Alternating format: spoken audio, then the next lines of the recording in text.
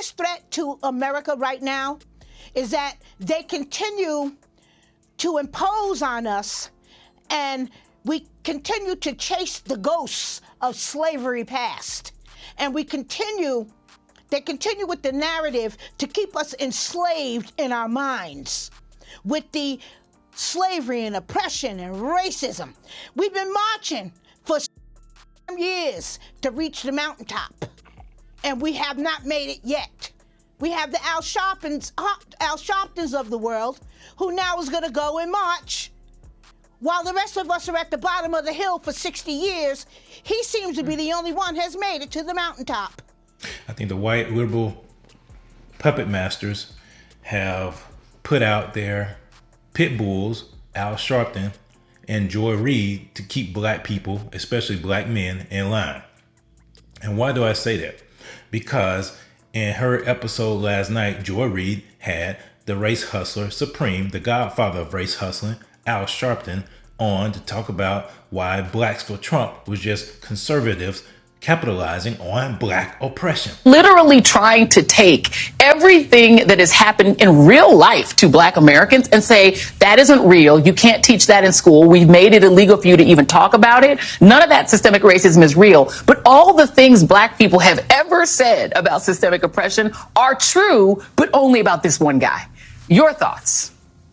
Well, I think that when you look at the Powell case being misused in this fashion, let's not go back to the 1930s. Let's go to the 1990s, when 5 young black and brown young men were falsely accused of raping a white woman in Central Park. It was Donald Trump that took out ads in the papers in New York saying they should get the death penalty. So if they want to cite how blacks have been abused by the criminal justice system, cite the case where we marched and eventually it was proven these 5 young men that Donald Trump called on to get the death penalty was in fact innocent.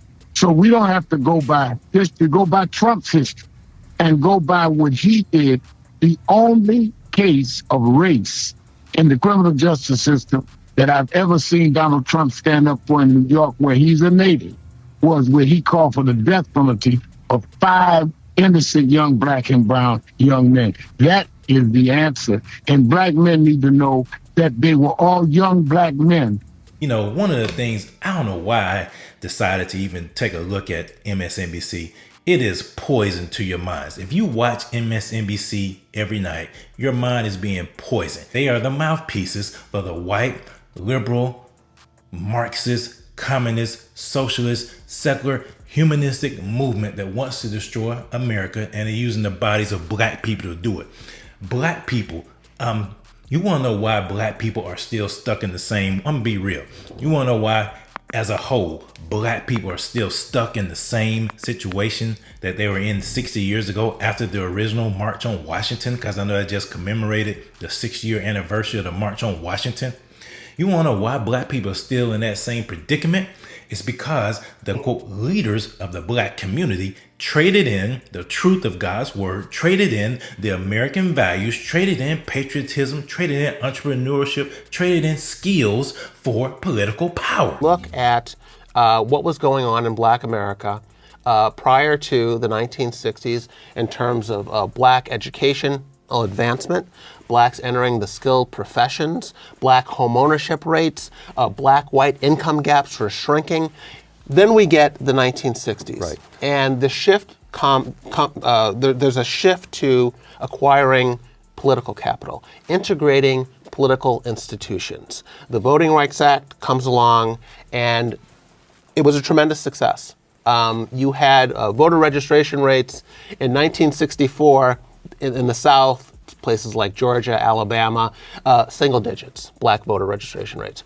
A year after the Civil Rights Act, they're up to the 50%, 60%. I mean, it was a tremendous success. Right. It worked. And then the leadership, the black leadership in particular, turned to focus on electing more black officials. And the thinking was, if we could elect more black officials, the rest will take care of itself. Black socioeconomic advancement will flow naturally from black political clout. We just need to get more of our kind into office, and the rest will take care of itself. 50 years ago, when the civil rights movement morphed morph into a race grievance industry.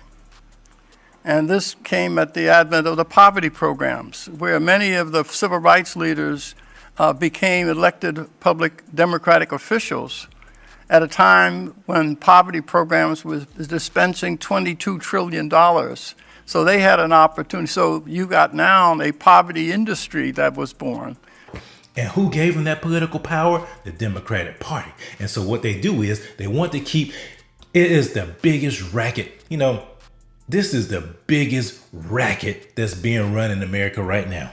And it's been run by Al Sharpton, Jesse Jackson, but he's retired from the game. And then you got Benjamin Crump. These three people, for the most part, are and Joy Reid. You can throw Joy Reid in there now.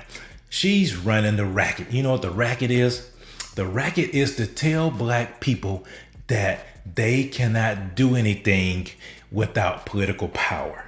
That's that dirty little secret that other people don't want to say. But as a biblical conservative, I'm going to say it.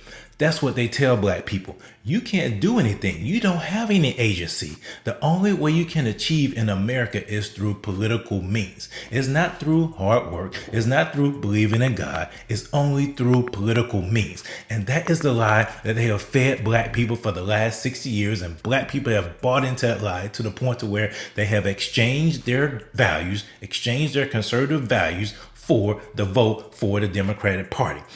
Vote for liberal ideology, a vote for things that they don't agree with, but they can't speak out about it because the quote unquote black bougie elite, the gatekeepers in the black community, are all tethered to the Democratic Party, are all tethered to this liberal Marxist ideology. And so therefore, if you step out of line, then you're not being black. Well, power has not been translated into the things that blacks need, like better schools, more safer communities. You know, some of the cities in our country whose mayors and city councilmen are predominantly black, they're some of our cities with the major problems. Now, I personally don't think that political power in and of itself is a solution to the problems. Well, I'm more pro-God than pro-black. I'll say it again.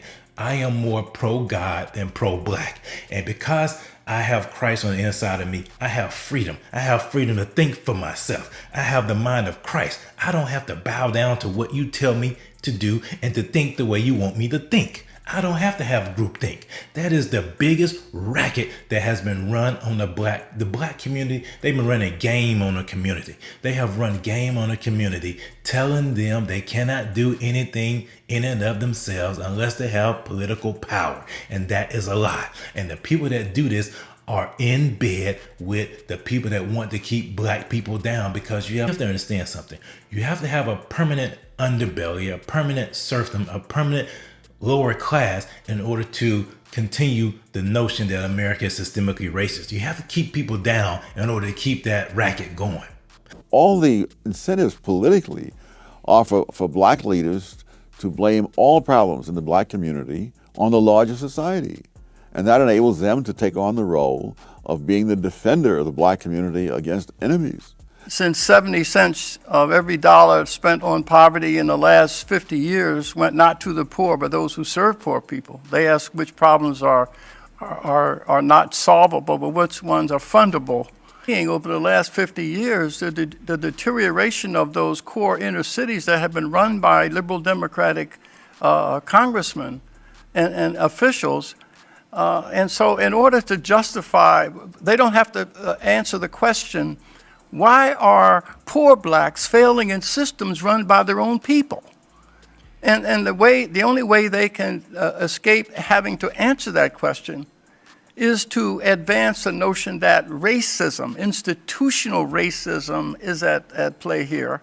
But I'm here to wake people up, to tell people, no, you have agency. You have the ability to come out of your situation if you would take responsibility, if you would follow the success sequence. Number one, if you would commit your life to Christ, give your life to God, have a relationship with God. That's the most important thing to have, because that's what allowed our forefathers to thrive and succeed when there was true oppression and true suppression and true subjugation. And then number two, you got to follow that success sequence, man. We can't be having babies out of, you got to take personal responsibility. You can't be having babies out of wedlock. You can't be not graduating from high school. You can't be doing things that will get you in trouble. You have to make sure you act responsibly. Take responsibility for your own life. The racket that they're running on black people is that because you have no agency, therefore you have no way to take responsibility for your own life. That your life does not mean anything unless we give it meaning. That's the only way your life means something, is if we give it meaning. Well, let's take that back. Let's say, no, we're not victims. Let's reject that victim mentality. Let's reject that oppression mentality. We are not victims. We are empowered for greatness.